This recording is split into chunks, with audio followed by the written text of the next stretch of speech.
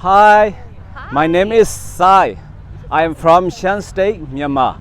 I live in Lancaster for 10 years already. Could you explain about the events? Absolutely. So Vegfest is Lancaster's vegan food festival. So we have a ton of different vegan food trucks and food stalls. We also have local artists that are selling a whole range of merchandise. We have live music, there's a beer garden, there's also activists that will be speaking. So it's today and tomorrow from 12 to 5. We'd love to have you come out. 2 days. Yep, 2 days. Okay. Thank you so much. Yeah. I will post on my YouTube, I'd love that. Facebook. Sounds good. Thank Feel you so free much. to tag us in it. Yeah, thank you. Thank you. Thanks for coming out. For donation. Yep. Oh, Yeah, donation. Oh, awesome. Yep, Okay. donations can go right Okay, in the donation. bucket. We're also taking cards. Thank you so much. Hi, support Lancaster. How are you? Yeah, I'm good. Thank yeah. you so much for doing that. It's Yeah, really thank good for you. Sanctuary. Thank you. Go vegan. Thank you, vegans.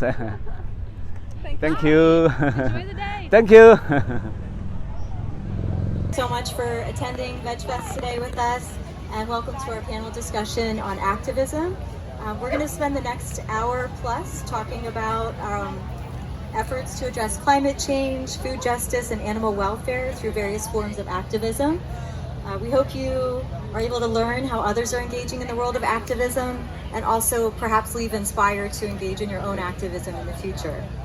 Amy, can you speak a little closer? Yes, I can. Yeah. That better? Okay, thank you. You can tell I don't do this every day. So I just want to introduce our panelists. We have Sarah Saluzzo and Jonina Terzi. Yay!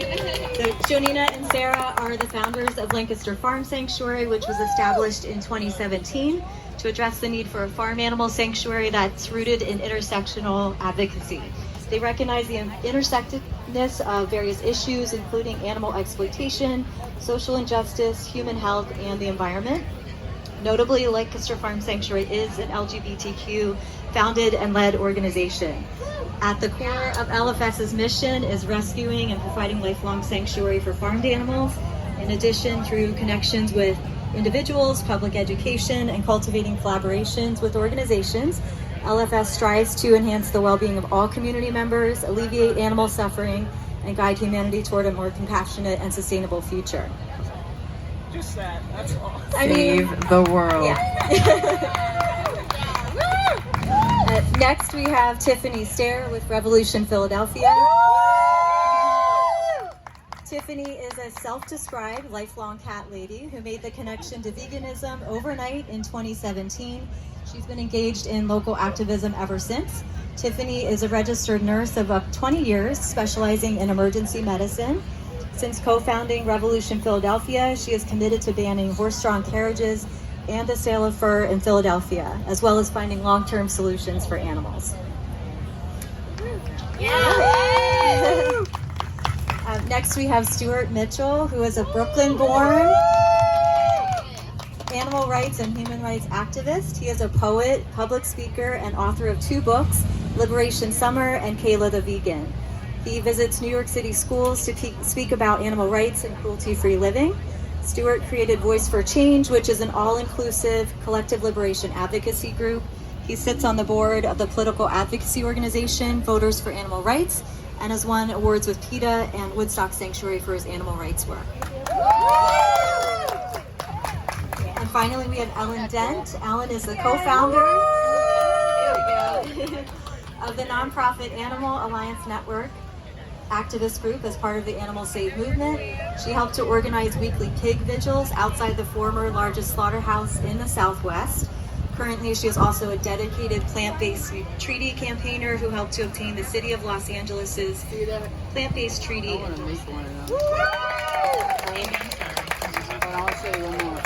So sorry, I found Amy's bio. It was just hiding right here in my hand. Where did I put it? Amy speaking, is a counseling psychologist who works with individuals to improve their well-being and is a graduate student educator. She is passionate about achieving collective liberation for non-human and human animals.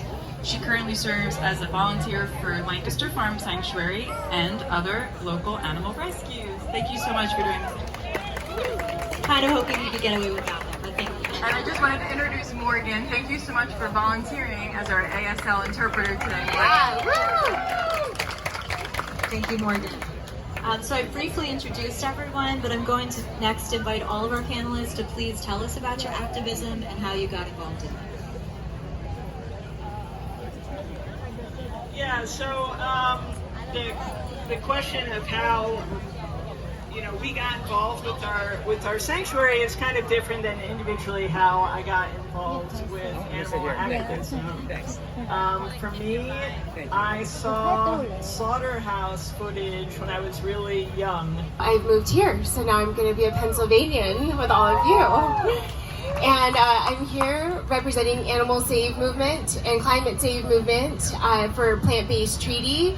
And I have a long journey to veganism that I'm not going to put you all through, so I'll keep it shorter.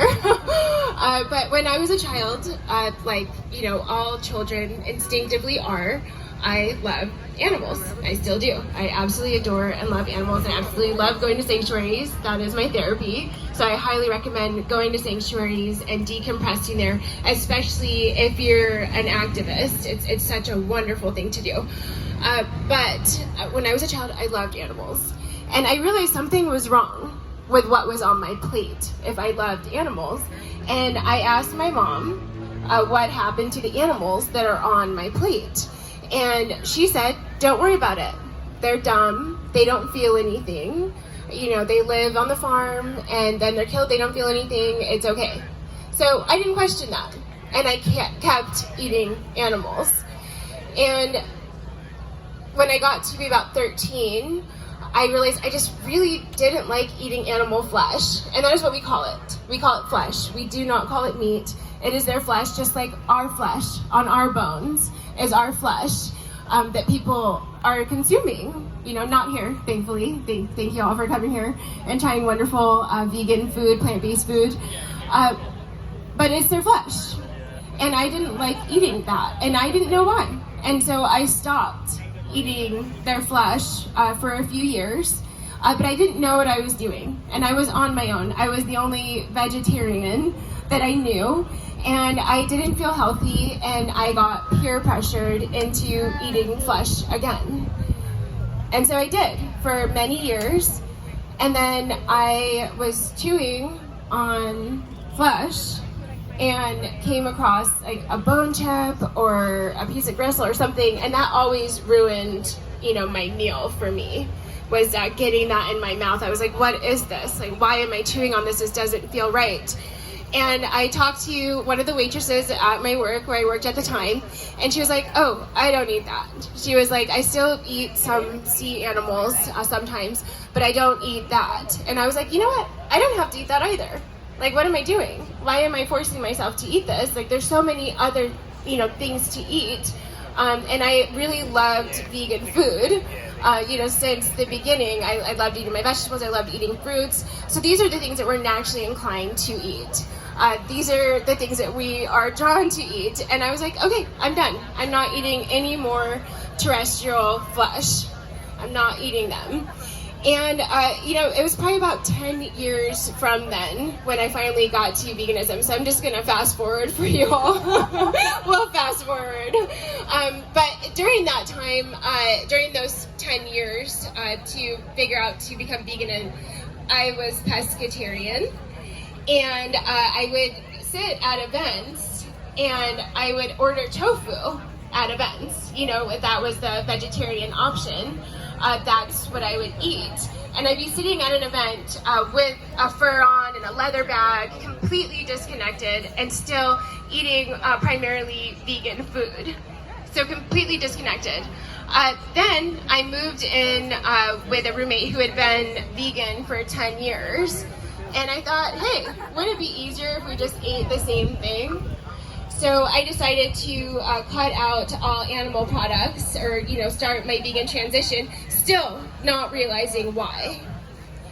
Then I saw on social media, I was looking at Facebook, and I saw on social media that my friends from Phoenix were in Los Angeles at some slaughterhouse, and they were looking at the pigs in the trucks.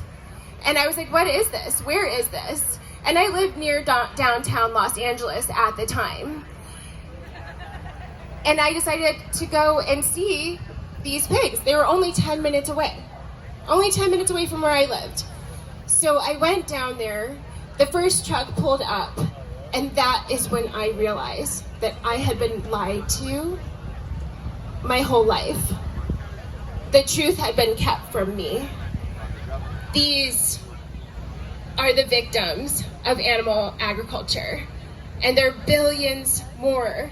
And I looked inside of those holes on those trucks that you see on the freeways, on the streets, and I saw them. I saw them innocent, thirsty, foaming at the mouth, covered in their own waste. And I realized I had to do something. Even if that meant just showing up with my water sprayer, that was what I was going to do. And so I kept coming back every couple of weeks until eventually we ended up forming our own group when the group that was hosting them collapsed. We didn't want the Wednesday night vigils to go away. I did not know about the Save movement. I did not realize what even LA Animal Save was, which is our other group in Los Angeles that we work with. But I quickly found out, and we quickly joined the Save movement. And here I am today. I've gone to several other farms, slaughterhouses, vigils. I've seen the victims of animal agriculture. I've done what's called bearing witness. And bearing witness is when you see another animal in need, and you come as close as you can. You don't look away, you don't turn away, you don't walk away, but you come as close as you can, and you try to give them any solace that you can, any comfort that you can. And in our case, that was water. They were very thirsty from these long truck rides there. They went for 8 hours, sometimes in the hot, grueling heat, 100-degree weather. Imagine that in this box. We saw some cows on the way here in a slaughterhouse truck, and it was the first time that I've seen these animals on these trucks since I've been in Los Angeles. And I have to be honest with you, it was like PTSD seeing them on those trucks again. But you have to realize that it's not about you. It's not about you. You absolutely need to do self-care. You need to go to the sanctuary, like I said. But it's not about you. Like, you need to do what you can to help save them. They're the ones who are going to lose their lives. And they're probably not alive right now. And they were so sweet, and they were so innocent, and they're just peering out of those holes, just like those pigs 5 years ago in the slaughterhouse when I walked up to that truck. I mean, it's absolutely heartbreaking, but I recommend people go to vigils if you can. Hopefully we'll have more vigils in Pennsylvania soon, but it's so powerful to walk up to those trucks and see them there. And now I work with Animal Save Movement. We were able to have the largest slaughterhouse in the Southwest closed down for multiple reasons, and that is Farmer John in Vernon, California. They killed about 10,000 pigs a day there, and they are shutting down. We saw the last trucks go into that slaughterhouse on February 1st, 2023. And so I'm very glad to announce that. I also want to ask everyone to endorse the plant-based treaty. We need every individual, every business, every organization to help us make this shift.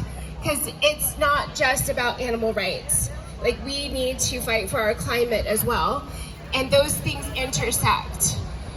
By helping our climate, by stopping animal agriculture, we're still helping these animals. So please endorse the plant-based treaty today. It only takes a minute. You can go to plantbasedtreaty.org. I'll say that again later. But I have definitely taken enough time, so thank you. Thank you so much for having me. Thank you all for taking the time to share about what you're doing. I'd like to invite you to share any specific goals that you have for your activism.